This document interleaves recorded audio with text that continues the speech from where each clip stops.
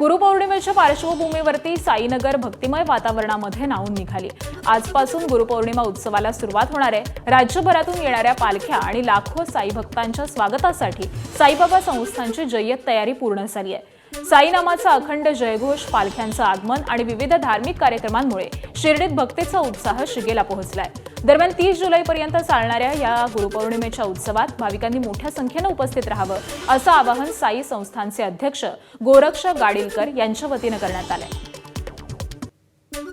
साईबाबा संस्थानमार्फत दिनांक 28 जुलै ते 30 जुलै या कालावधीमध्ये गुरुपौर्णिमा उत्सव जो आहे तो साजरा करण्यात येणार आहे।